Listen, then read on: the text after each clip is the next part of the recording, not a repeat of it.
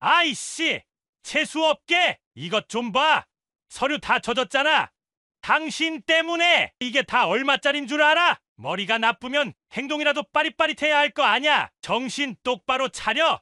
아줌마! 서울의 스카이라인을 압도하는 최첨단 빌딩, 글로벌 테크의 본사.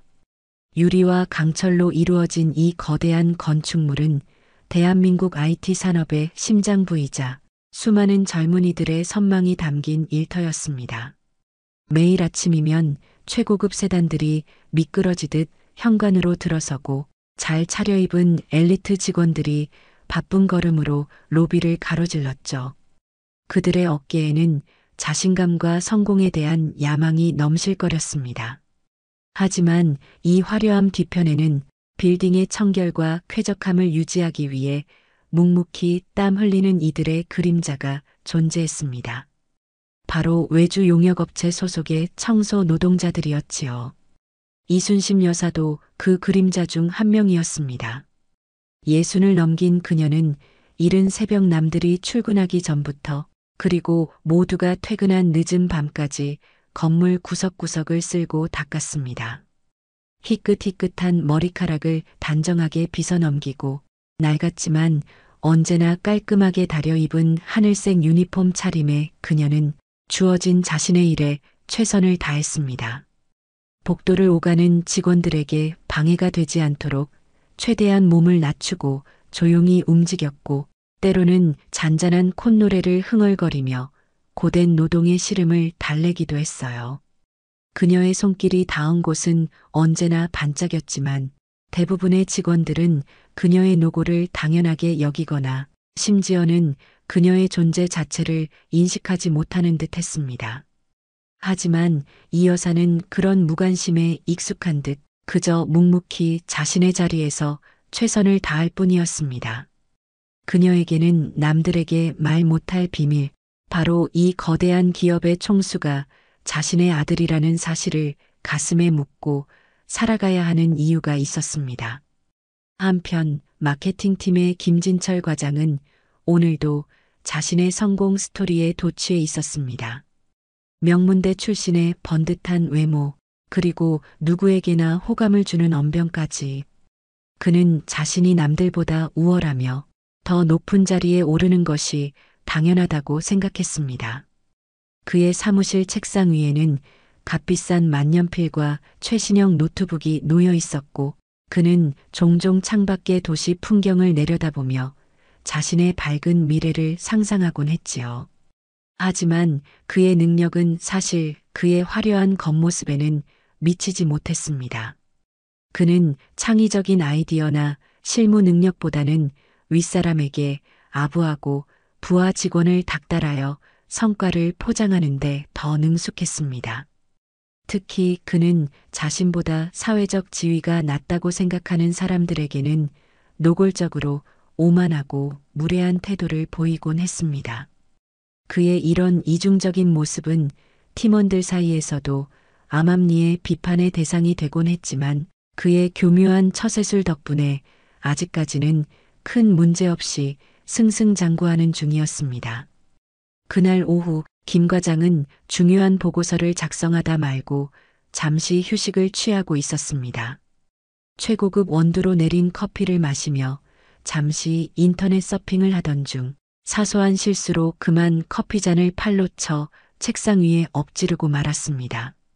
뜨거운 커피가 서류 위로 쏟아지고 일부는 바닥으로 흘러내렸습니다.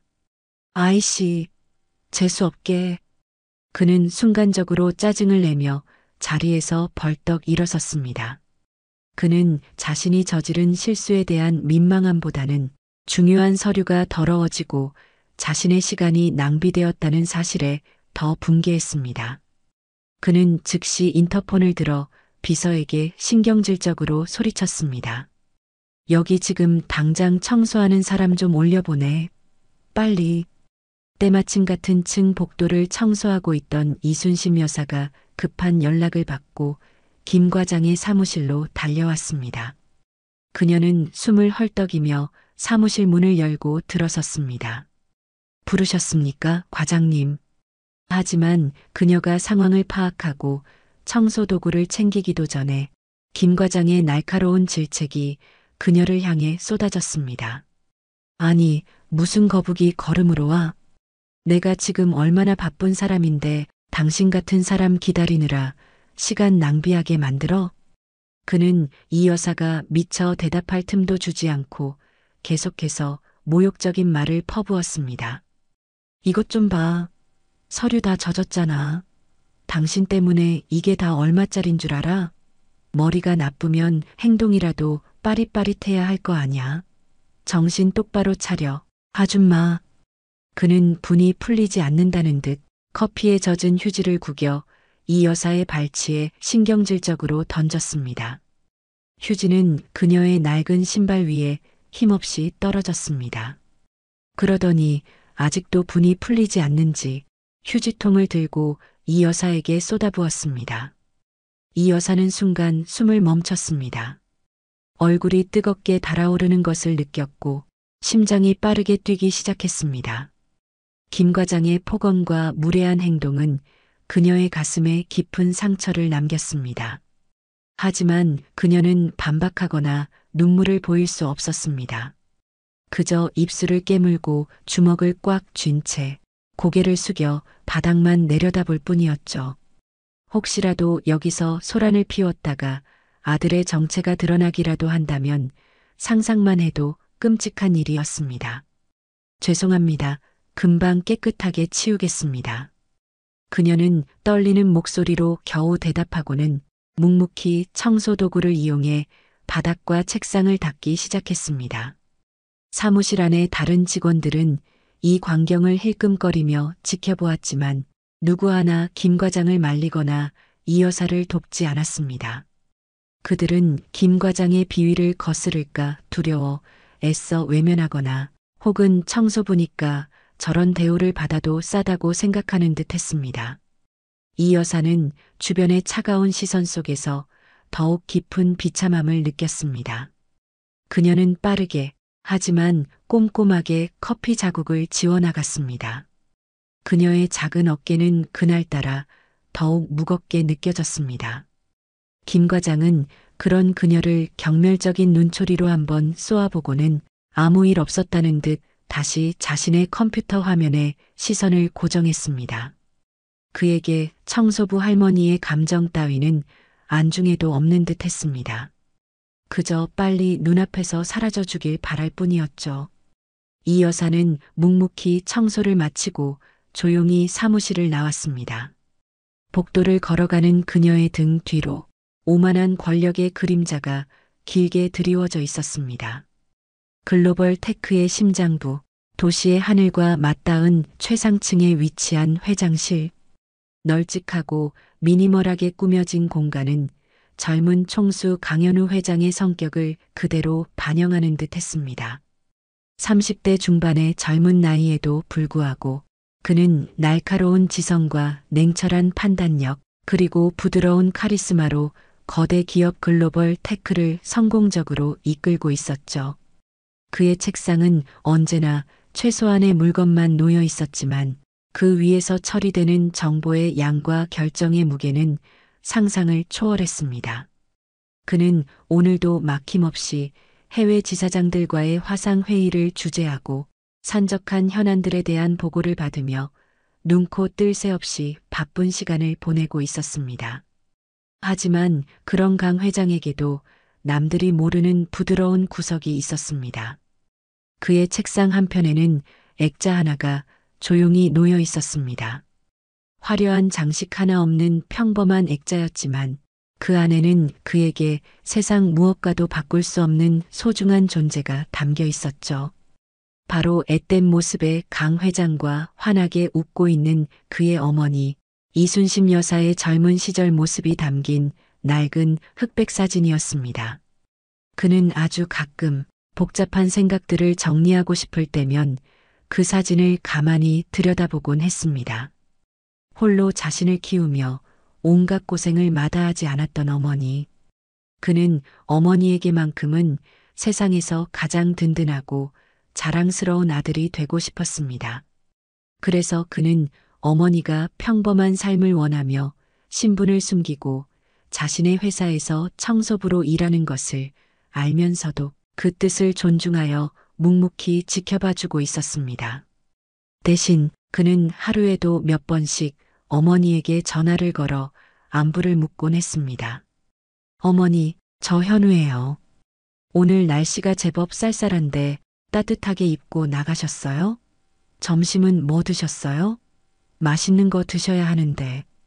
그의 목소리는 회사에서의 냉철한 모습과는 달리 한없이 다정하고 따뜻했습니다. 어머니와의 통화는 치열한 비즈니스 세계에서 그가 유일하게 온전한 자신으로 돌아갈 수 있는 시간이었습니다. 그는 어머니가 고된 청소 일을 하는 것을 늘 안타까워했지만 이를 통해 삶의 보람을 느낀다는 어머니의 의지를 꺾을 수는 없었습니다. 다만 그는 자신의 최측근인 윤 비서실장에게 은밀히 지시하여 어머니가 회사 내에서 불편함 없이 지내는지, 혹시라도 부당한 일을 겪지는 않는지 항상 주의 깊게 살피도록 했습니다. 그날 오후 윤 비서실장이 무거운 표정으로 강 회장의 집무실을 찾았습니다. 그는 강 회장에게 차마 입이 떨어지지 않는다는 듯 잠시 머뭇거리다가 어렵게 입을 열었습니다. 회장님 드릴 말씀이 있습니다. 이 여사님께 불미스러운 일이 있었던 것 같습니다.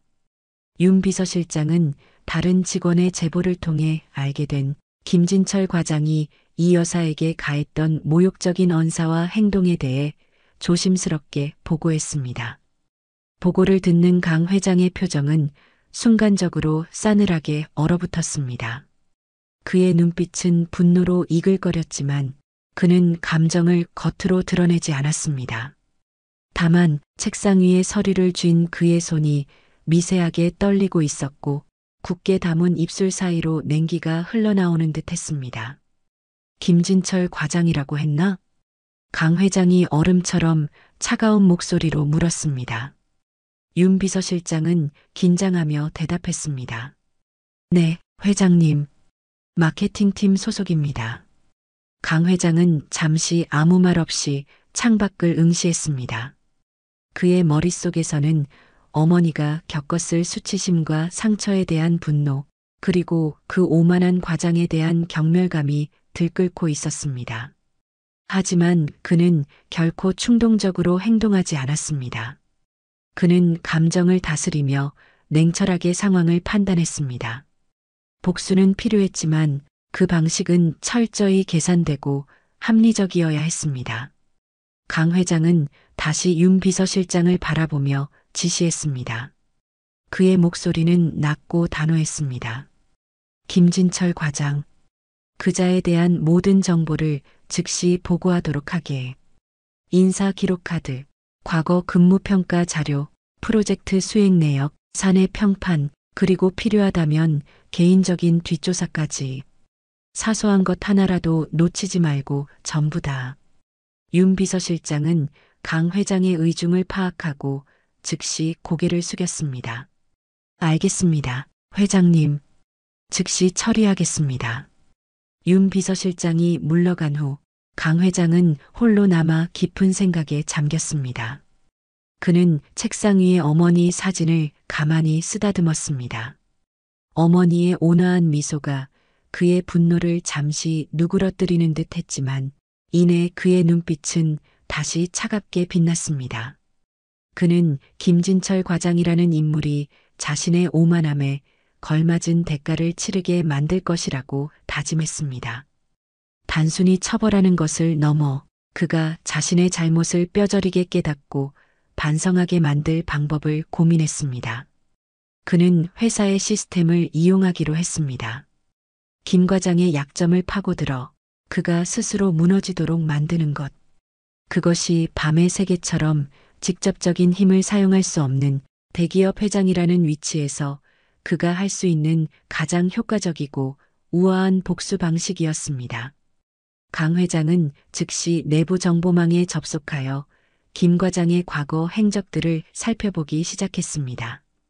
그의 눈은 매처럼 날카롭게 관련 자료들을 훑어내려갔습니다. 그의 입가에는 어느새 냉소가 어리고 있었습니다. 힘없는 사람에게 함부로 대하는 자는 자신이 얼마나 하찮은 존재인지 곧 깨닫게 될 것이다. 그는 김진철 과장의 미래를 머릿속으로 그리며 복수의 첫 단추를 채울 준비를 하고 있었습니다. 그의 조용하지만 강력한 분노는 이제 막 그 서막을 올리고 있었습니다. 김진철 과장의 오만한 질주는 오래가지 못했습니다. 이순심 여사를 모욕했던 바로 그날 오후 강현우 회장의 보이지 않는 손길은 이미 그의 주변을 맴돌기 시작했지요. 물론 김 과장 자신은 전혀 눈치채지 못했습니다. 그는 여전히 자신이 글로벌 테크의 유능한 인재이며 더 높은 곳을 향해 나아갈 것이라 굳게 믿고 있었습니다. 며칠 뒤 그는 자신의 야심작인 하반기 마케팅 전략 기획안을 들고 임원 회의실로 향했습니다. 최신 트렌드를 분석하고 경쟁사 전략까지 면밀히 검토하여 작성한 그야말로 완벽하다고 자부하는 기획안이었죠. 그는 멋진 프레젠테이션으로 임원들의 찬사를 받고 자신의 입지를 더욱 공고히 할 생각에 부풀어 있었습니다. 회의는 김 과장의 예상대로 순조롭게 진행되는 듯 했습니다. 그는 화려한 언변과 자신감 넘치는 태도로 기획안의 장점들을 설파했고 참석한 임원들도 대체로 긍정적인 반응을 보였습니다. 이제 최종 승인만 남았다고 생각하는 순간 예상치 못한 복병이 나타났습니다. 평소 과묵하고 꼼꼼하기로 소문난 전략기획실의 박 전무가 날카로운 질문을 던지기 시작한 것입니다. 김 과장, 제안한 예산 항목 중에 이 부분은 구체적인 산출 근거가 부족해 보이는군요. 그리고 경쟁사 분석 자료도 최근 데이터가 반영되지 않은 것 같습니다. 다시 한번 검토해서 보완할 필요가 있겠어요.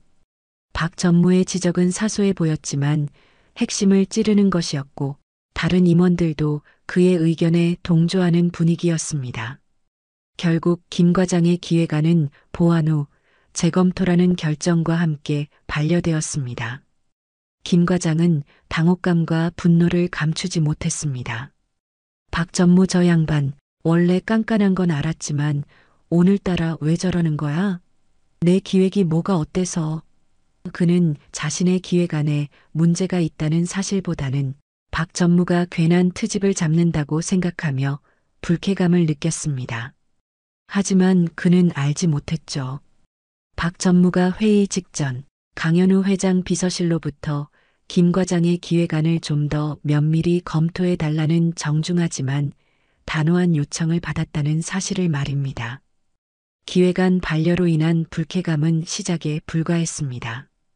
김 과장은 자신이 추진하던 다른 프로젝트의 원활한 진행을 위해 인사팀에 추가 인력 배정을 요청했습니다. 당연히 승인될 것이라 생각했던 그의 요청은 현재 전사적으로 인력 동결 상태이며 신규 충원은 어렵다는 차가운 답변과 함께 거절당했습니다. 그는 인사팀장을 찾아가 강력하게 항의했습니다. 팀장님, 우리 팀이 지금 얼마나 중요한 프로젝트를 맡고 있는지 아시잖습니까? 사람이 부족해서 일이 진행이 안 되는데 인력 동결이라니요.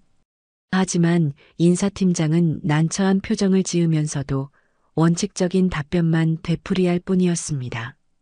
김 과장님 심정은 충분히 이해합니다만 회사 방침이라 저도 어쩔 수가 없습니다. 다른 부서와의 형평성 문제도 있고요. 결국 김 과장은 빈손으로 물러나야 했고 부족한 인력으로 프로젝트를 진행하느라 팀원들의 불만은 쌓여만 갔습니다. 그가 요청한 추가 예산 역시 재무팀에서 비슷한 이유로 제동이 걸렸습니다. 그의 업무는 점점 삐걱거리기 시작했습니다. 엎친 데 덮친 격으로 김 과장의 개인적인 업무 환경에도 자잘한 문제들이 발생하기 시작했습니다. 그의 사무실 컴퓨터는 중요한 문서를 작성하거나 화상회의를 할 때마다 유독 느려지거나 갑자기 다운되는 일이 잦아졌습니다. 사내 IT 지원팀에 몇 번이나 연락했지만 그들은 시스템 과부하 때문인 것 같다. 바이러스 검사 결과 이상 없다는 식의 답변만 내놓을 뿐 근본적인 해결책을 제시하지 못했습니다. 이는 강 회장의 지시를 받은 IT 부서의 전문가가 김 과장의 컴퓨터에만 미묘한 성능 저하를 유발하는 프로그램을 몰래 설치했기 때문이었죠. 또한 그가 예약한 회의실이 당일 아침 갑자기 시스템 오류로 예약이 취소되었다는 통보를 받거나 제출한 법인카드 사용 내역서가 아주 사소한 영수증 처리 문제로 반려되어 다시 작성해야 하는 등 신경을 거슬리는 일들이 반복되었습니다. 이런 일련의 사건들 속에서 김 과장의 스트레스는 극에 달했습니다. 그는 자신의 업무가 자꾸 꼬이는 이유를 회사의 비효율적인 시스템이나 동료들의 무능함 탓으로 돌렸습니다. 이놈의 회사는 제대로 돌아가는 게 하나도 없어. 일 처리하는 속도하고는. 그는 사무실에서 혼자 불평을 터뜨리거나 동료들에게 회사의 문제점을 늘어놓으며 자신의 답답함을 해소하려 했습니다. 하지만 그의 불평은 동료들의 공감을 사기보다는 오히려 그의 조급하고 신경질적인 성격만 부각시킬 뿐이었죠.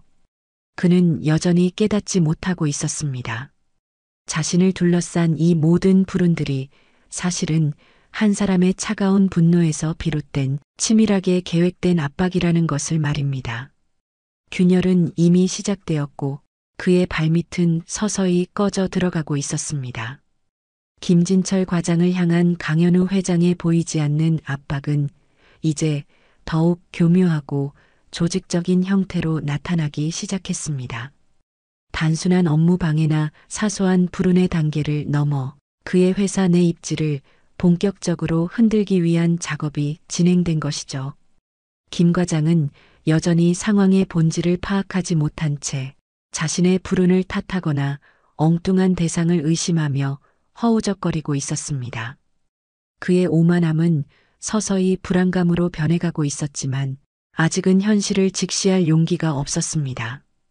분기별 성과 평가 시즌이 다가왔습니다. 김 과장은 지난 분기 실적이 나쁘지 않았다고 생각했기에 내심 좋은 평가를 기대하고 있었습니다. 하지만 그의 직속 상사인 최 이사가 전달한 평가 결과는 그의 기대에 한참 못 미치는 수준이었습니다. 최 이사는 딱딱한 표정으로 평가 결과를 설명했습니다. 김 과장, 이번 분기 자네 팀의 객관적인 성과 지표는 나쁘지 않지만 팀원 관리 측면에서 몇 가지 문제점이 보고되었네. 특히 팀원들과의 소통 부족 문제와 독단적인 업무 추진 방식에 대한 익명의 지적이 있었어. 리더십 역량 개발에 좀 더 신경 써야 할 것 같네. 김 과장은 황당함에 입을 다물지 못했습니다. 팀원 관리, 소통 부족, 말도 안 돼. 분명 누군가 나를 음해하려고 거짓 보고를 올린 게 틀림없어. 그는 강하게 반발했지만 최 이사는 평가는 공정한 절차에 따라 이루어진 것이니 겸허히 받아들이고 개선하도록 하게. 라는 원론적인 말만 남기고 자리를 떠났습니다. 강 회장 측에서 감사팀의 익명으로 접수시킨 김 과장 리더십 관련 동향 보고가 결정적인 영향을 미쳤다는 사실을 그는 까맣게 몰랐습니다. 설상가상으로 며칠 뒤 열린 전사팀장급 회의에서는 김 과장에게 더욱 굴욕적인 상황이 벌어졌습니다. 각 부서의 주요 성과 지표를 발표하는 자리에서 유독 김 과장이 이끄는 마케팅팀의 실적 그래프만 하향 곡선을 그리고 있다는 점이 부각된 것입니다. 발표를 맡은 기획조정실장은 객관적인 데이터를 제시하며 담담하게 설명했지만 모든 참석자들의 시선은 싸늘하게 김 과장에게 꽂혔습니다. 더욱이 회의를 주재하던 본부장이 마케팅팀은 최근 경쟁사 대비 시장 점유율 하락세가 보이는데 원인이 무엇이라고 생각합니까? 김 과장? 이라고 공개적으로 질문을 던지자 그는 제대로 답변하지 못하고 진땀을 흘려야 했습니다. 그는 마치 공개 처형이라도 당하는 듯한 모욕감을 느꼈습니다. 엎친 데 덮친 격으로 회사 차원에서 야심차게 추진하는 신사업 TFT의 리더 자리에 김 과장이 아닌 그의 입사 동기이자 라이벌인 박 부장이 임명되었다는 소식이 전해졌습니다. 그 자리는 누구나 탐내는 요직이었고 김 과장은 당연히 자신이 맡게 될 것이라고 철석같이 믿고 있었습니다. 그는 박 부장보다 자신이 훨씬 뛰어나다고 생각했기에 이 인사는 도저히 납득할 수 없었죠. 그는 최 이사에게 찾아가 강력하게 항의했지만 최 이사는 박 부장의 글로벌 감각과 추진력을 높이 산 본부장님의 결정이라며 그의 불만을 일축했습니다. 김 과장은 자신이 조직 내에서 철저히 외면당하고 있다는 사실을 깨닫고 깊은 절망감에 빠졌습니다. 그의 입지는 눈에 띄게 흔들리고 있었고 회사 내에서는 그가 곧 좌천될 것이라는 흉흉한 소문까지 돌기 시작했습니다. 연이은 좌절과 커져가는 불안감 속에서 김 과장의 신경은 극도로 날카로워졌습니다. 그는 사소한 일에도 부하 직원들에게 짜증을 내거나 고함을 치는 일이 잦아졌고 동료들과의 관계도 점점 소원해졌습니다.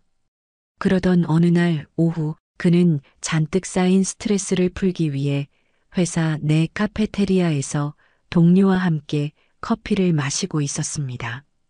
그는 동료에게 자신의 억울함과 회사에 대한 불만을 한참 동안 쏟아냈습니다.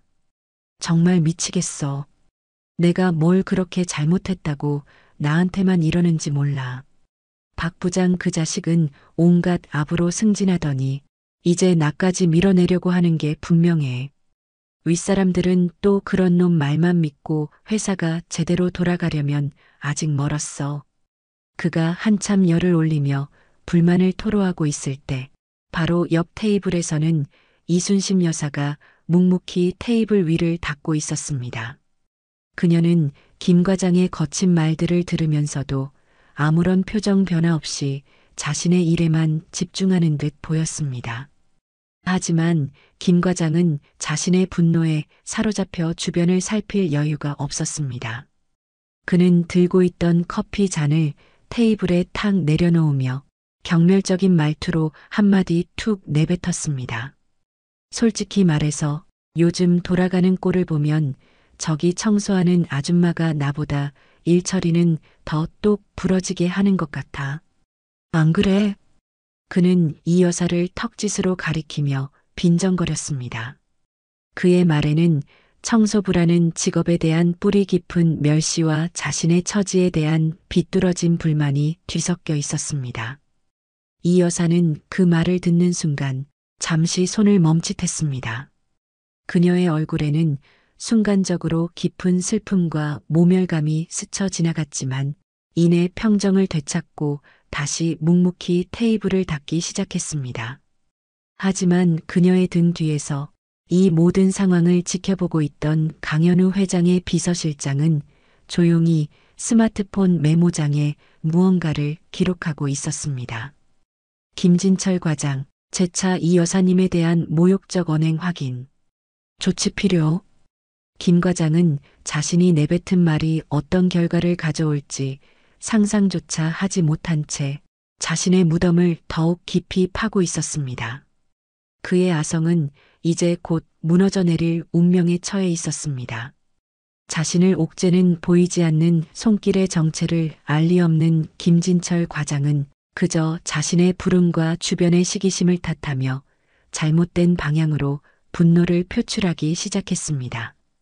그의 예민한 신경은 사소한 자극에도 쉽게 날을 세웠고 이성적인 판단력은 점점 흐려져 갔죠.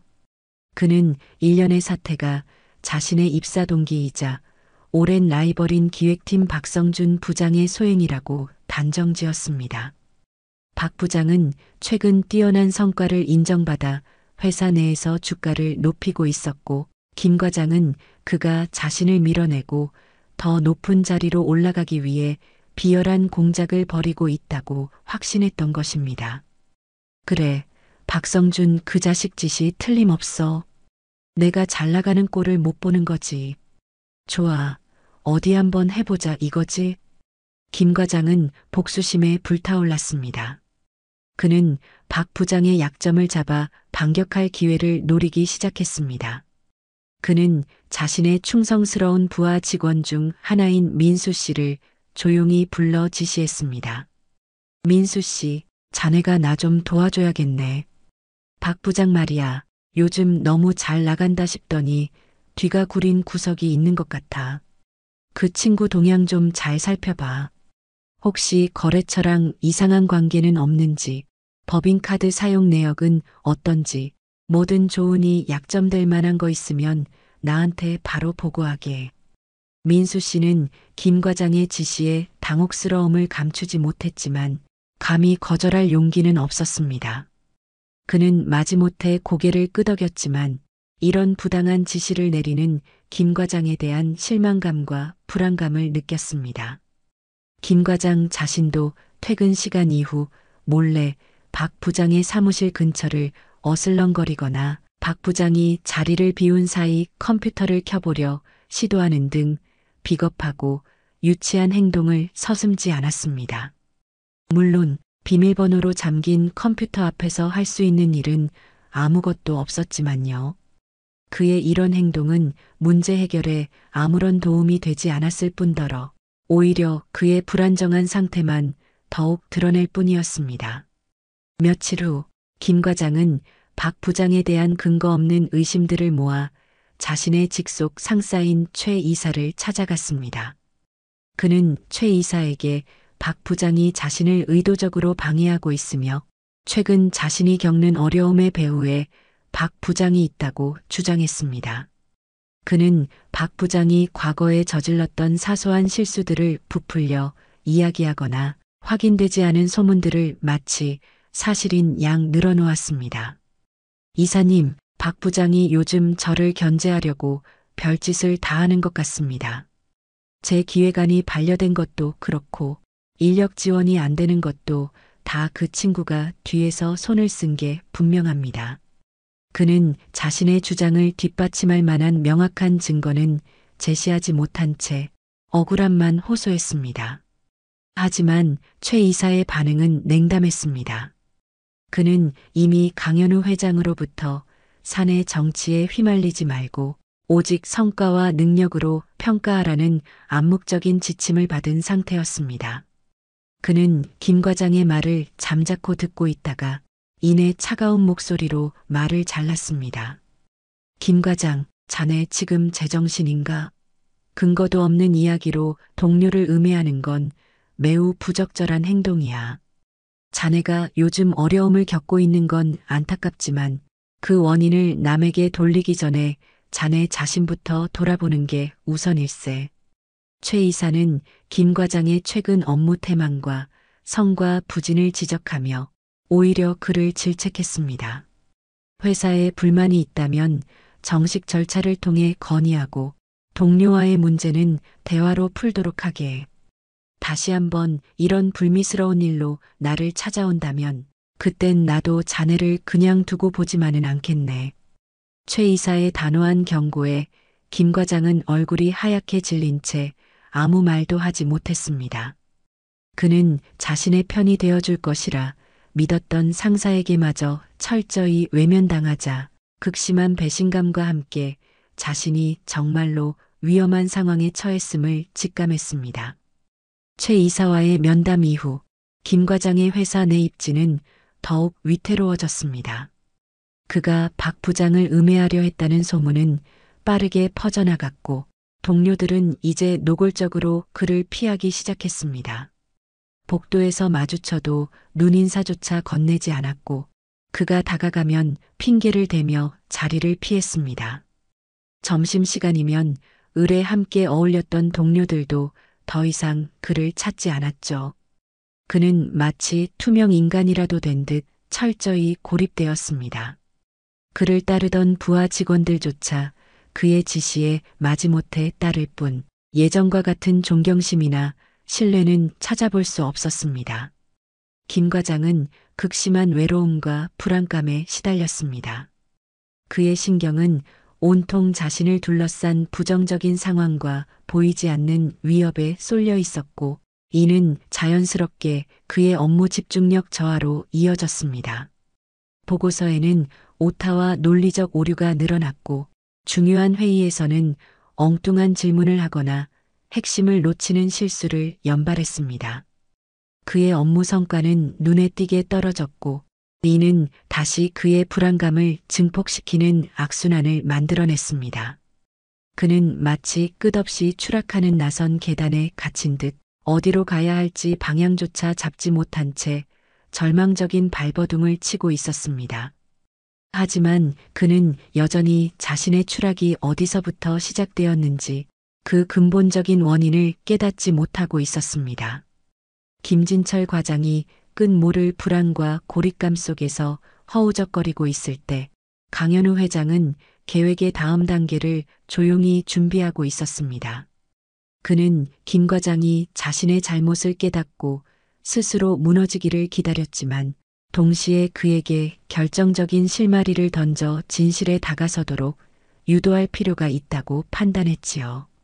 그것은 김 과장에게 더 큰 혼란과 공포를 안겨줌과 동시에 다가올 최후의 심판을 위한 사전 작업이기도 했습니다. 강 회장의 의도는 곧 예상치 못한 방식으로 김 과장의 눈앞에 나타났습니다. 어느 화창한 오후, 글로벌 테크 본사 건물 전체의 때 아닌 긴장감이 감돌았습니다. 강현우 회장이 아무런 예고 없이 각 부서를 순회하며 직원들을 격려하고 현장의 목소리를 듣겠다는 깜짝 이벤트를 벌인 것입니다. 평소 언론 노출 외에는 직원들 앞에 좀처럼 모습을 드러내지 않던 젊은 회장의 갑작스러운 방문에 직원들은 놀라움과 함께 호기심 가득한 눈으로 그를 맞이했습니다. 강 회장은 수행원 몇 명만 대동한 채 각 부서를 돌며 직원들과 일일이 악수를 나누고 격려의 말을 건넸습니다.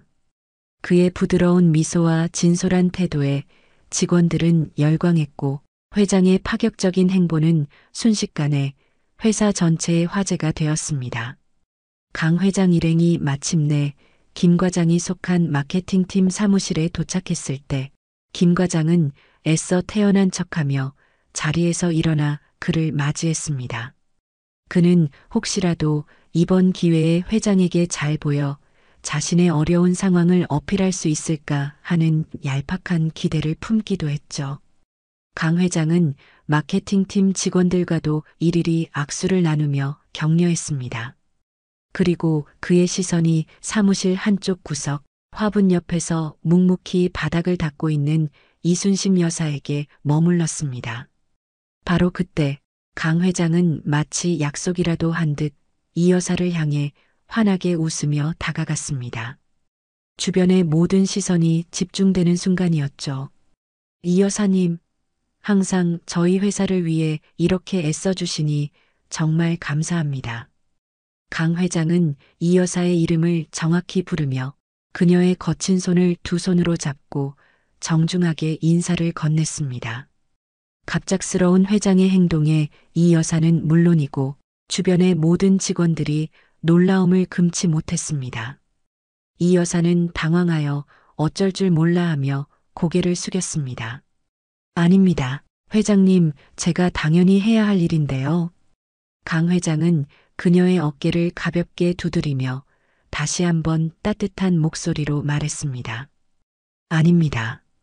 여사님처럼 보이지 않는 곳에서 묵묵히 애써주시는 분들 덕분에 저희가 이렇게 쾌적한 환경에서 마음껏 일할 수 있는 겁니다. 혹시 일하시면서 불편하신 점이나 필요한 것은 없으신지요? 언제든 저나 비서실을 통해 편하게 말씀해 주세요.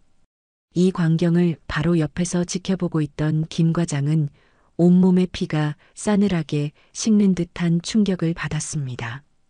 회장님이 저 청소부 할머니의 이름을 어떻게 알지? 그리고 저렇게까지 친절하게. 그는 강 회장이 이 여사를 대하는 태도가 단순한 격려 차원을 넘어선 매우 이례적이고 특별한 것이라는 것을 직감했습니다. 강 회장은 이 여사에게 인사를 마친 후 돌아서며 김 과장과 눈을 마주쳤습니다.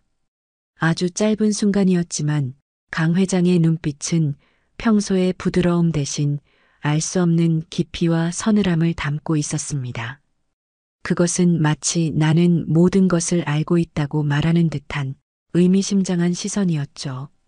김 과장은 그 눈빛에 압도되어 저도 모르게 시선을 피하고 말았습니다. 강 회장은 아무 말 없이 김 과장의 어깨를 한번 툭 치고는 다른 부서로 발걸음을 옮겼습니다. 김 과장은 강 회장 일행이 사라진 후에도 한참 동안 그 자리에 멍하니 서 있었습니다. 그의 머릿속은 왜? 라는 의문과 함께 형언할 수 없는 불안감으로 가득 찼습니다. 그날 이후 김 과장은 이순심 여사를 이전과는 다른 시선으로 보게 되었습니다. 그녀의 평범한 모습 뒤에 무언가 특별한 비밀이 숨겨져 있을지도 모른다는 의심이 그의 마음속에 싹트기 시작했죠. 그러던 며칠 뒤 그는 자신의 의심을 더욱 증폭시키는 장면을 목격하게 됩니다. 야근 때문에 평소보다 훨씬 늦은 시간에 퇴근하던 김 과장은 회사 후문 쪽 주차장에서 막 퇴근하려는 이순심 여사와 마주쳤습니다. 그는 무심코 그녀를 지나치려는데 어디선가 조용히 미끄러지듯 다가온 검은색 최고급 세단 한 대가 이 여사 바로 앞에 멈춰 섰습니다. 제네시스 지구식 회장이나 사장급 임원들이나 탈 법한 차량이었죠. 더욱 놀라운 것은 말끔한 제복 차림의 운전기사가 차에서 내려 뒷좌석 문을 열고 이 여사를 향해 정중하게 고개를 숙이는 모습이었습니다. 이 여사는 너무나 당연하다는 듯 가벼운 목례와 함께 차에 올라탔고 세단은 소리 없이 어둠 속으로 사라졌습니다. 김 과장은 마치 유령이라도 본 사람처럼 그 자리에 얼어붙었습니다. 청소부가 저런 차를 타고 퇴근한다고? 그것도 전용 기사까지? 그의 머릿속은 극도의 혼란에 휩싸였습니다.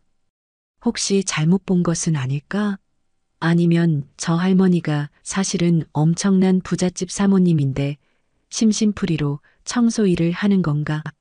별의별 상상이 그의 머리를 스쳐 지나갔지만 어느 것 하나 현실적으로 와닿지 않았습니다. 분명한 것은 그가 알던 평범한 청소부 할머니의 모습과 방금 목격한 장면 사이에는 거대한 괴리가 존재한다는 것이었습니다. 회장의 의미심장한 눈빛과 최고급 세단.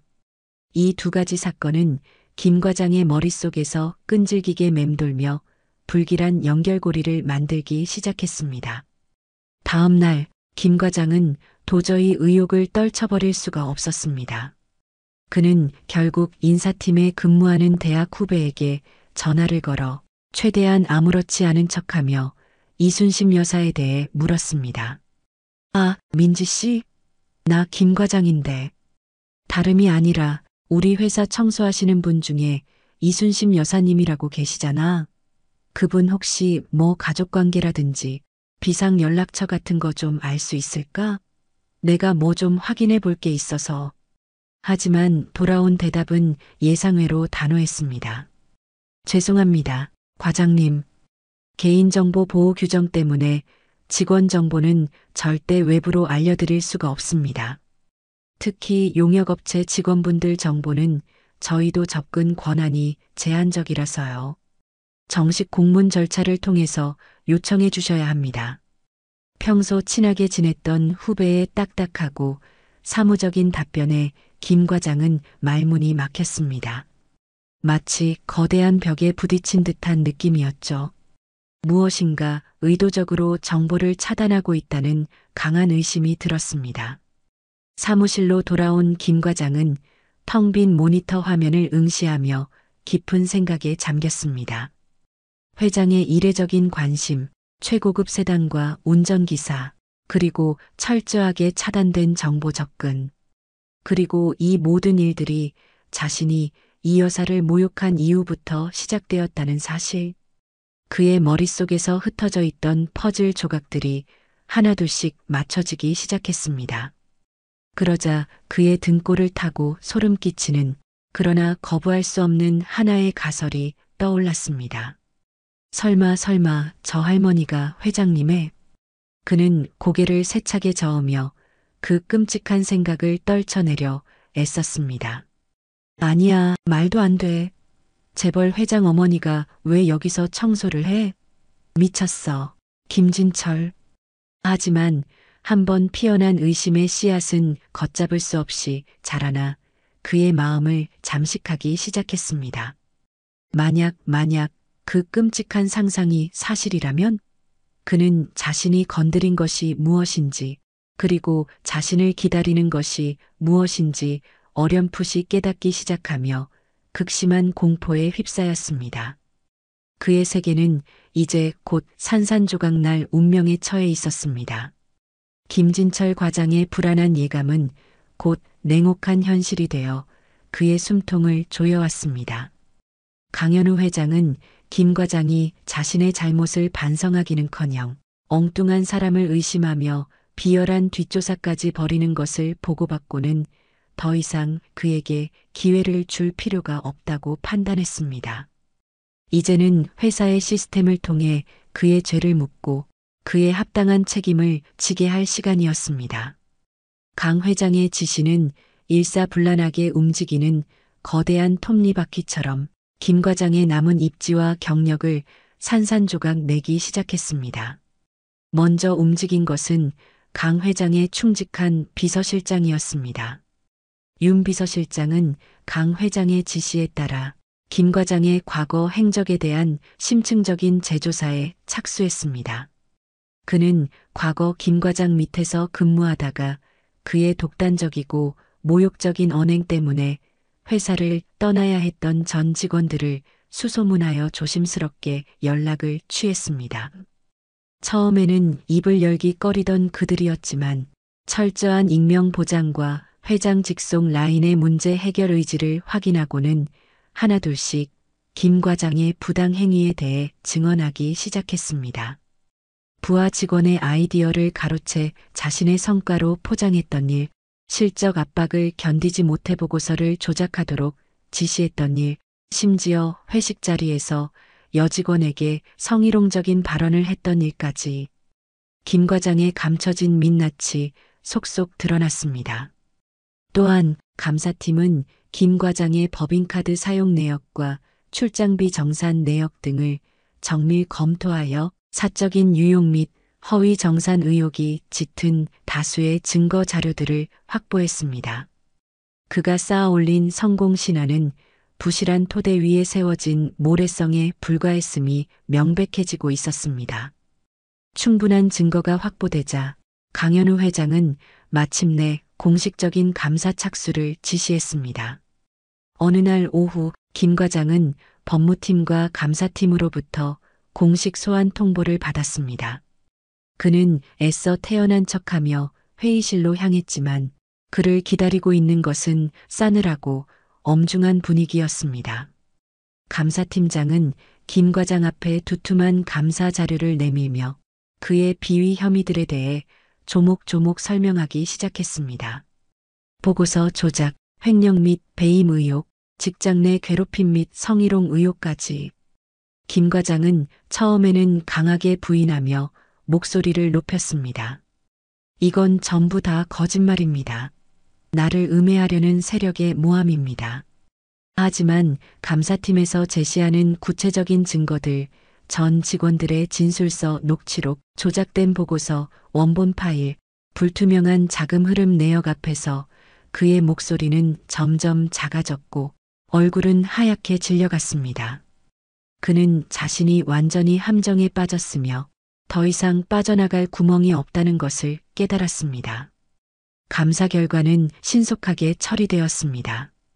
회사는 긴급 징계위원회를 소집하여 김진철 과장에 대한 중징계를 결정했습니다. 그는 즉시 모든 직위에서 해제되었으며 회사 명예실추 및 사규 위반 등의 사유로 사실상의 해고에 해당하는 권고, 사직 처분을 받았습니다. 동시에 횡령 및 배임 혐의에 대해서는 법률 검토 후 형사 고발 조치까지 검토될 수 있다는 통보를 받았습니다. 그는 변호사를 선임하여 법적 대응을 모색했지만 변호사조차 명백한 증거 앞에서 승산이 거의 없으며 오히려 사건을 키우는 것보다 조용히 사직하는 것이 최선이라는 비관적인 조언을 할 뿐이었습니다. 김 과장은 모든 것을 잃었습니다. 그의 화려했던 커리어는 한순간에 잿더미가 되었고 그의 이름 앞에는 비리 간부라는 불명예스러운 꼬리표가 붙게 되었습니다. 그는 더 이상 글로벌 테크의 유능한 과장이 아니었습니다. 그는 자신의 모든 권한과 직위를 박탈당한 채 회사 내에서 가장 한직으로 꼽히는 기록물 관리실로 발령받아 출근하라는 지시를 받았습니다. 그의 넓고 전망 좋은 사무실 대신 주어진 것은 창문도 없는 지하의 비좁은 공간이었고 그의 업무는 산더미처럼 쌓인 낡은 서류들을 분류하고 정리하는 단순 작업이었습니다. 그의 컴퓨터 접속 권한은 최소한으로 제한되었고 사내 메신저나 이메일 사용조차 자유롭지 못했습니다. 그것은 명백한 좌천이자 그에게 모멸감을 주기 위한 조치였습니다. 이 소식은 순식간에 회사 전체에 퍼져나갔고 김 과장은 완벽한 조롱거리이자 기피 대상으로 전락했습니다. 복도에서 마주치는 동료들은 그를 벌레 보듯 피하거나 노골적으로 비웃음을 흘렸습니다. 한때 그에게 아첨하며 잘 보이려 애쓰던 사람들조차 이제는 그의 불행을 고소해하며 뒷담화를 즐겼습니다. 그는 철저히 혼자였습니다. 점심시간이면 북적이던 구내식당에도 갈 수 없었고 그는 매일 지하 기록물 관리실에서 차가운 도시락으로 끼니를 때워야 했습니다. 그는 먼지 쌓인 서류 더미 속에서 무의미한 시간을 보내며 자신의 처지를 비관하고 세상을 원망했습니다. 그러던 어느 날 그는 문득 깨달았습니다. 이 모든 재앙이 시작된 시점, 그것은 바로 자신이 구내식당에서 그리고 카페테리아에서 이순심 여사를 모욕했던 그날 이후부터였다는 것을, 그리고 강현우 회장이 이 여사에게 보였던 이례적인 관심과 존중, 그녀를 태우고 갔던 최고급 세단, 막혀버렸던 정보 접근, 모든 퍼즐 조각들이 하나로 맞춰지면서 그의 머릿속을 강타하는 끔찍하고도 명백한 진실. 그럴 리가 없어 하지만 만약? 그는 떨리는 손으로 자신의 스마트폰을 꺼내 인터넷 검색창에 강현우 회장 어머니라는 키워드를 입력했습니다. 그리고 화면에 나타난 검색 결과들을 확인하는 순간 그의 눈앞이 캄캄해지는 것을 느꼈습니다. 비록 언론에 공식적으로 노출된 적은 없었지만 몇몇 비공식적인 경로를 통해 흘러나온 정보들 속에서 그는 이순심 여사와 강현우 회장의 관계를 암시하는 단서들을 발견하고 만 것입니다. 과거 강 회장의 개인적인 기부 활동 내역이나 그가 후원했던 복지재단의 기록 속에서 이순심 여사의 이름이 희미하게 남아 연결되어 있었던 것이죠. 진실을 마주한 김 과장은 의자에 주저앉아 허탈한 웃음을 터뜨렸습니다. 하하, 그랬구나. 그래서 그는 자신이 얼마나 어리석고 오만했는지, 그리고 자신이 감히 누구를 건드렸는지 이제야 명확히 깨달았습니다. 그는 대한민국 경제를 움직이는 거대 기업 총수의 어머니를 그저 힘없고 나이든 청소부라고 멸시하고 짓밟았던 것입니다. 그의 몰락은 단순한 불운이나 경쟁자의 음모가 아니었습니다. 그것은 신성한 영역을 침범한 죄에 대한 차갑고도 철저한 정의의 심판이었습니다. 그는 이제 자신이 할 수 있는 일이 아무것도 없다는 것을 알았습니다. 거대한 권력 앞에서 그는 한낱 미물에 불과했습니다. 그의 제국은 완전히 무너져 내렸고 남은 것은 오직 끝없는 절망과 후회뿐이었습니다. 그리고 그를 기다리고 있는 마지막 관문, 바로 이순심 여사 앞에서의 참회였습니다. 그는 자신이 그 마지막 관문을 통과할 용기조차 남아있는지 확신할 수 없었습니다. 모든 것을 잃고 나서야 비로소 자신의 어리석음을 깨달은 김진철 과장은 며칠 밤낮을 술과 자책으로 지새웠습니다. 지하 기록물 관리실의 차가운 바닥에 웅크려 앉아 그는 지나온 자신의 삶을 처절하게 반추했습니다. 성공에 대한 비뚤어진 욕망, 약자에 대한 오만한 태도, 그리고 한순간의 감정을 이기지 못하고 내뱉었던 모욕적인 말들. 그 모든 것들이 부메랑이 되어 돌아와 그의 삶을 송두리째 파괴해버렸다는 사실을 그는 이제 부정할 수 없었습니다. 강현우 회장에 대한 공포심도 여전했지만 그보다 더 깊은 곳에서부터 그는 이순심 여사에 대한 죄책감과 부끄러움을 느끼기 시작했습니다. 그녀의 묵묵하고 성실했던 모습, 그리고 자신이 퍼부었던 폭언 속에서도 잃지 않았던 그녀의 조용한 존엄성이 뒤늦게 그의 마음을 무겁게 짓눌렀습니다. 그는 결심했습니다. 이대로 비참하게 무너져 내릴지라도 마지막으로 해야 할 일이 있다는 것을. 그것은 바로 이순심 여사를 직접 찾아가 진심으로 사죄하는 것이었습니다. 용서를 구할 자격조차 없다는 것을 알았지만 인간으로서 최소한의 도리는 다하고 싶었습니다. 또한 그것만이 강현우 회장의 분노를 조금이라도 누그러뜨리고 자신에게 남은 아주 희미한 미래라도 지킬 수 있는 유일한 길일지도 모른다는 신락 같은 희망 때문이기도 했지요. 그는 남은 용기를 모두 끌어모아 이순심 여사가 퇴근하는 시간에 맞춰 회사 후문 근처의 인적이 드문 주차장 구석으로 향했습니다. 저녁 어스름이 내려앉을 무렵 고된 하루 일과를 마친 이순심 여사가 지친 기색으로 건물 뒤편 출입구를 통해 나왔습니다. 그녀는 평소처럼 버스 정류장을 향해 천천히 발걸음을 옮기고 있었습니다. 바로 그때 어둠 속에서 초췌한 모습의 김 과장이 그녀 앞을 가로막았습니다. 이 여사는 갑작스러운 그의 등장에 깜짝 놀라 잠시 걸음을 멈췄습니다. 김 과장은 차마 그녀의 얼굴을 똑바로 쳐다보지 못한 채 그대로 그녀 앞에 힘없이 무릎을 꿇었습니다. 아스팔트 바닥에 그의 무릎이 닿는 둔탁한 소리가 주변의 정적을 갈랐습니다. 여사님, 김 과장의 목소리는 심하게 떨리고 있었고 그의 눈에서는 뜨거운 눈물이 쉴 새 없이 흘러내렸습니다. 제가 정말 잘못했습니다. 제가 사람이 아니었습니다. 그는 흐느끼며 말을 이었습니다. 제가 감히 여사님께 그런 몹쓸 짓을 커피를 쏟고 입에 담지 못할 폭언을 퍼붓고 카페테리아에서도 여사님을 비하하는 말을 제 오만함이 하늘을 찔렀습니다. 여사님의 고귀한 인격과 성실한 삶을 제가 함부로 짓밟았습니다. 정말 죄송합니다. 그는 이마가 땅에 닿을 듯 깊이 고개를 숙이고 오열했습니다. 100번 1000번 사죄해도 부족하다는 것을 압니다. 용서받을 자격이 없다는 것도 압니다. 하지만 이렇게라도 사죄드리지 않으면 제가 견딜 수가 없을 것 같습니다. 부디 저의 어리석음을. 그는 더 이상 말을 잇지 못하고 그저 땅바닥에 엎드려 용서를 빌 뿐이었습니다.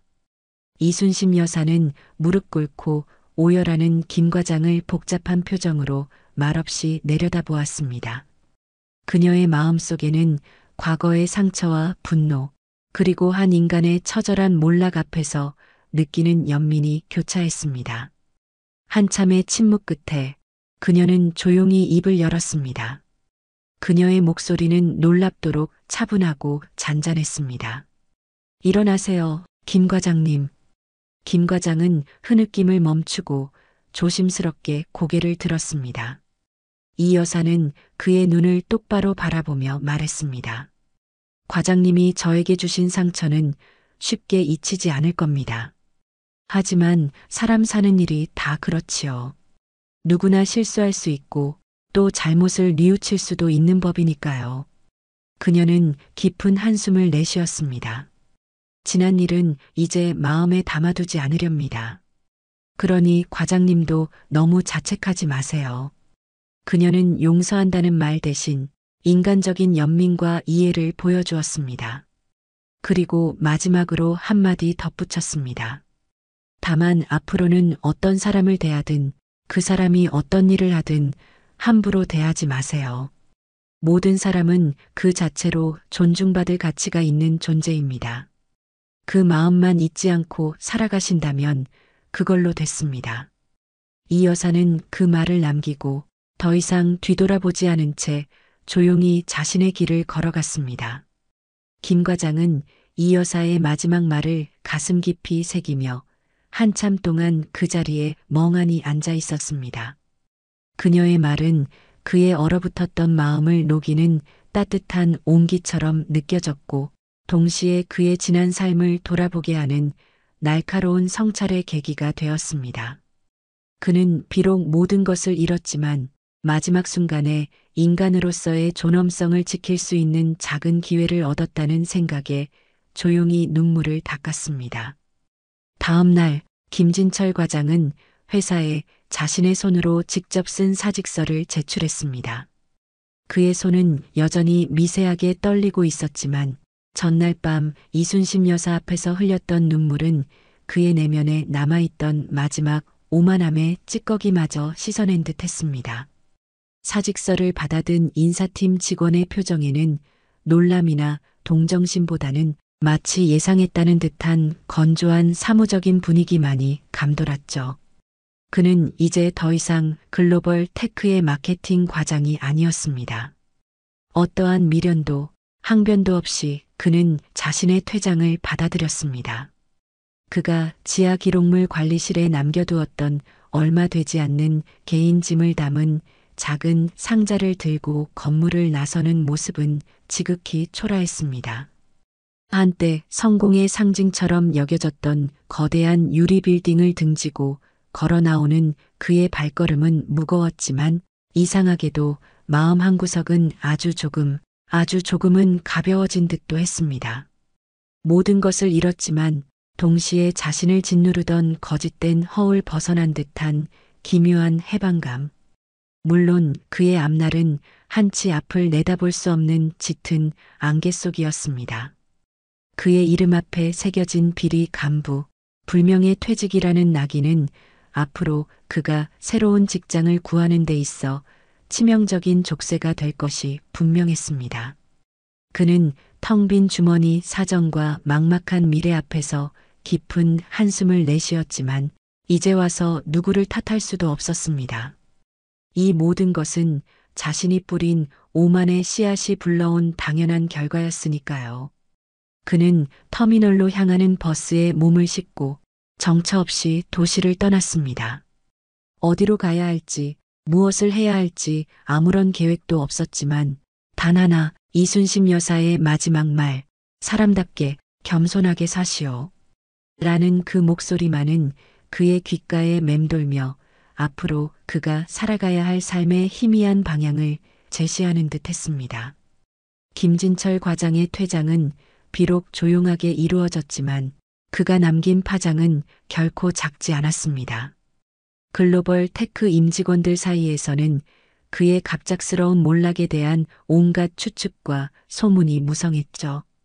표면적으로는 그의 비위 행위가 드러나 징계를 받은 것이었지만 많은 직원들은 그 이면에 무언가 더 거대한 힘이 작용했음을 어렴풋이 감지했습니다.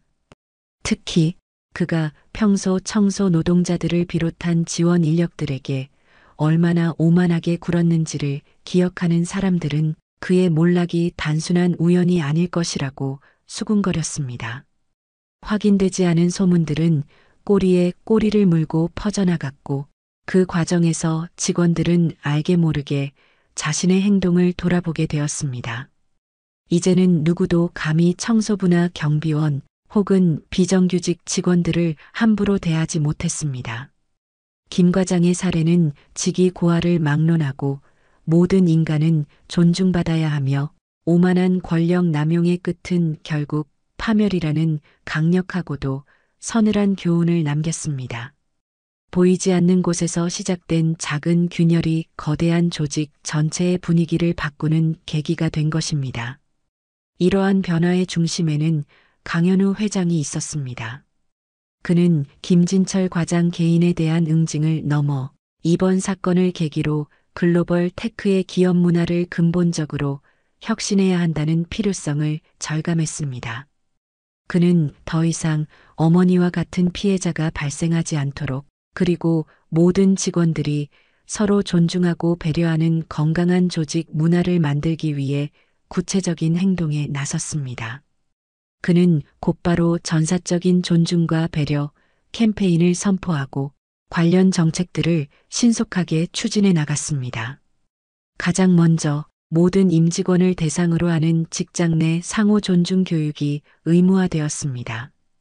이 교육에는 직위와 직책을 이용한 괴롭힘 방지, 성희롱 예방 교육뿐만 아니라 다양한 직무와 배경을 가진 동료들을 이해하고 존중하는 방법에 대한 내용이 포함되었죠. 특히 관리자급 이상 직원들에게는 더욱 심도 있는 리더십 교육과 함께 부하 직원의 인격을 존중하고 공정한 평가를 내리는 책임에 대한 교육이 강화되었습니다.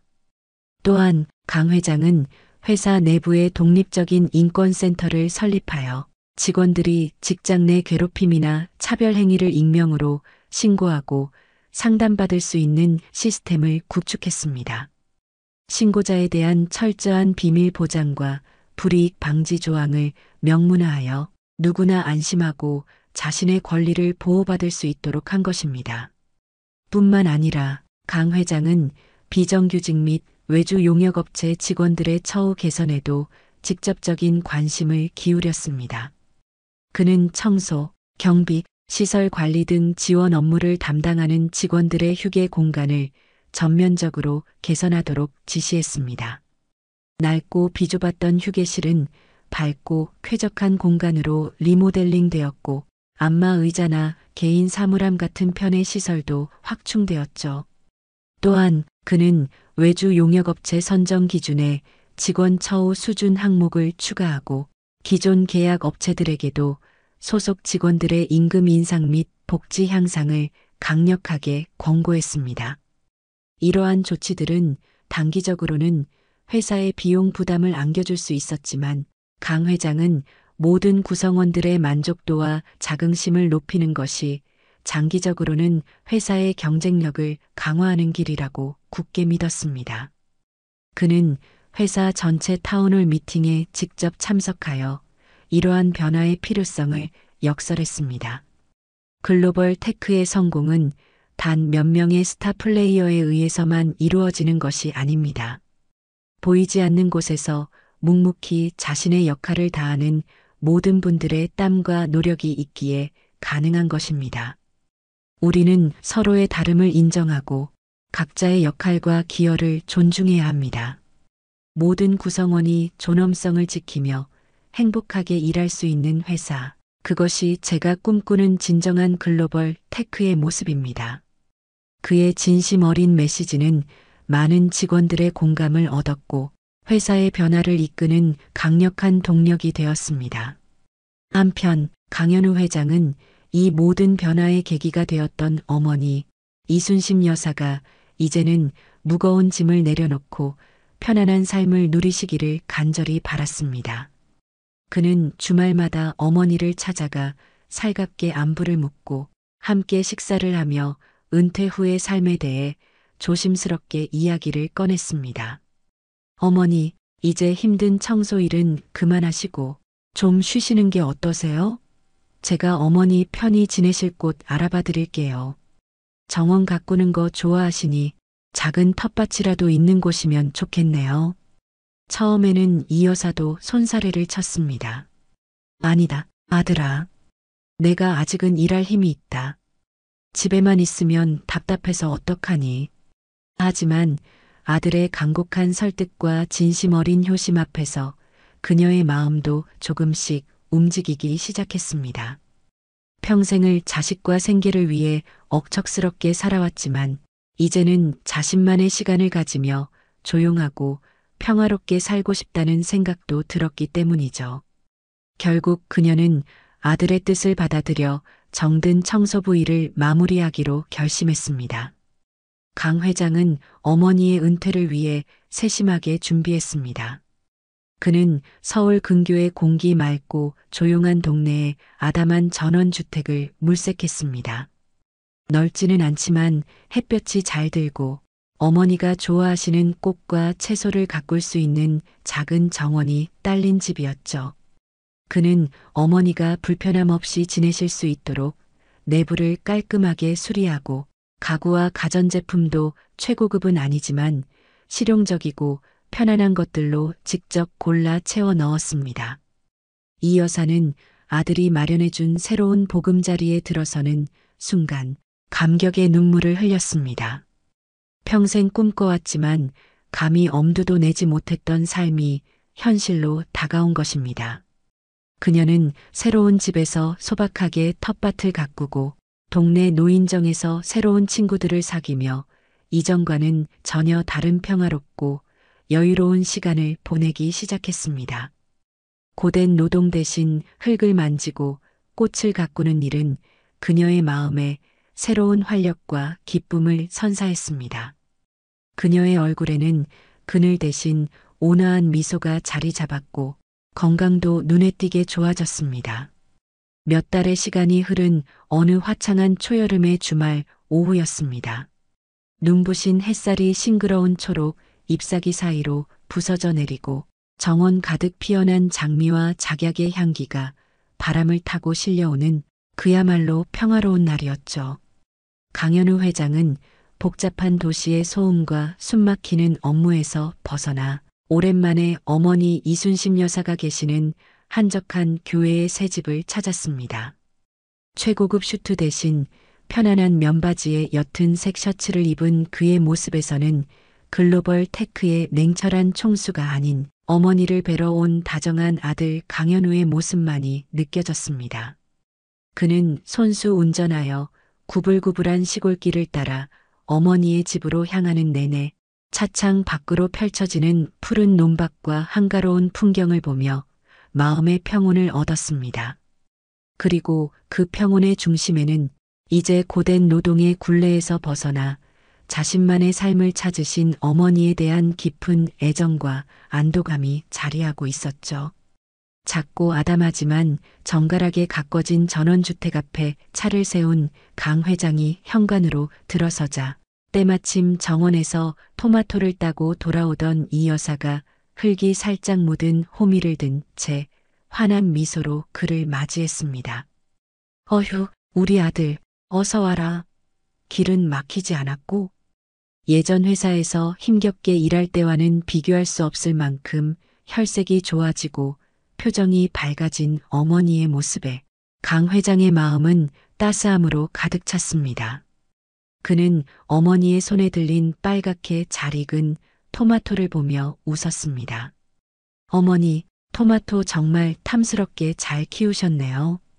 오는 길에 차도 안 막히고 바람도 좋았습니다. 집 안으로 들어서자 정성스럽게 차려진 점심 식사가 그를 기다리고 있었습니다. 식탁 위에는 이 여사가 오늘 아침 텃밭에서 직접 딴 싱싱한 상추와 풋고추, 직접 담근 구수한 된장, 그리고 어머니의 손맛이 담긴 몇 가지 나물 반찬들이 소박하지만 정갈하게 놓여 있었죠. 화려한 레스토랑의 만찬보다 더 값지고 귀한 식사였습니다. 강 회장은 어머니가 싸주신 상추쌈을 복스럽게 먹으며 감탄사를 연발했습니다. 와, 어머니, 이 상추 정말 아삭하고 맛있는데요? 밖에서 사 먹는 거랑은 비교가 안 됩니다. 이 여사는 아들의 칭찬에 소녀처럼 수줍게 웃으며 말했습니다. 내 손으로 직접 키운 거라 더 맛있을 게다. 많이 먹어라, 아들아. 모자는 오랜만에 마주 앉아 도란도란 이야기를 나누며 즐거운 식사 시간을 가졌습니다. 어머니는 새로 사귄 옆집 할머니 이야기, 텃밭에 심은 오이가 밤새 몰라보게 자란 이야기, 동네 노인정 노래 교실에서 배운 새로운 노래 이야기 등 소소하지만 행복 가득한 일상들을 아들에게 들려주었습니다. 강 회장은 어머니의 이야기에 진심으로 귀 기울이며 맞장구를 쳐주고 그의 얼굴에는 딱딱한 회장의 가면 대신 오직 아들의 부드럽고 따뜻한 미소만이 가득했습니다. 점심 식사 후 모자는 시원한 바람이 솔솔 불어오는 나무 마루에 나란히 걸터 앉았습니다. 이 여사는 아들을 위해 자신이 직접 덮어 말린 향긋한 국화차를 내왔습니다. 따스한 햇살이 마루 끝에 걸리고 정원에서는 이름 모를 새들의 지저귐과 벌들의 웅웅거림이 평화롭게 들려왔습니다. 강 회장은 김이 모락모락 피어오르는 찻잔을 두 손으로 감싸쥐고 어머니의 옆모습을 가만히 바라보았습니다. 평생을 고생만 하셨던 어머니의 얼굴에 드리워져 있던 그늘과 수심은 이제 찾아볼 수 없었습니다. 대신 그 자리에는 평온함과 잔잔한 행복감이 가득 어려 있었죠. 그 모습을 보는 것만으로도 강 회장은 가슴 벅찬 감동과 안도감을 느꼈습니다.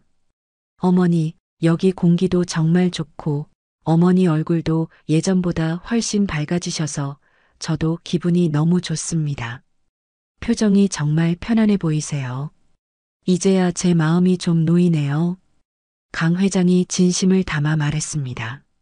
그의 목소리에는 어머니에 대한 걱정과 미안함, 그리고 마침내 되찾은 어머니의 행복에 대한 깊은 감사가 뒤섞여 있었습니다.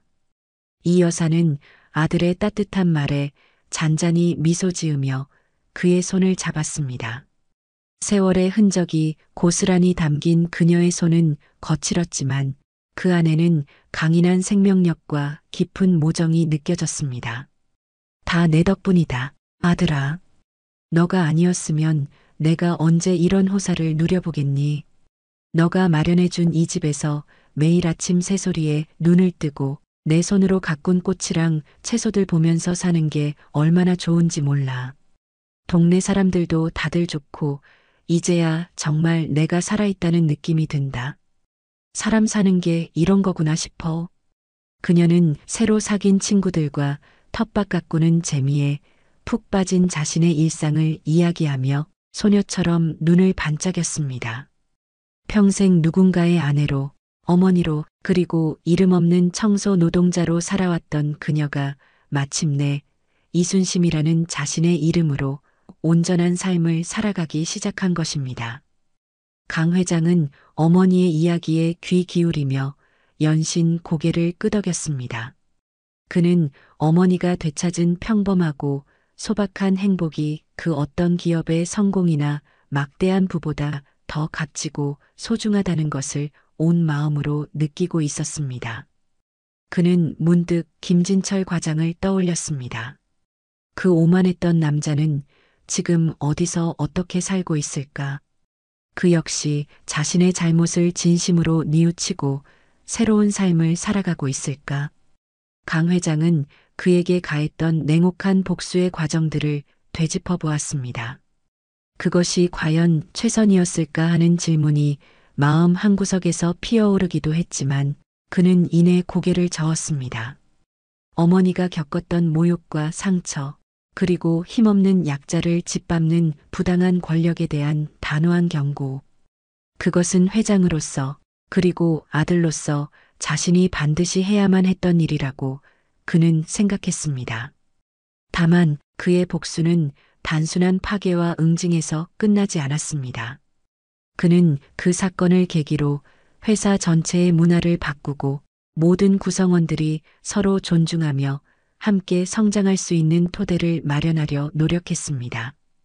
그것이 진정한 리더의 역할이라고 믿었기 때문입니다. 그는 어머니에게 회사에서 일어나고 있는 긍정적인 변화들에 대해 이야기했습니다. 어머니, 회사에서도 요즘 좋은 변화들이 많습니다. 직원들 모두 서로 존중하는 분위기를 만들려고 노력하고 있어요.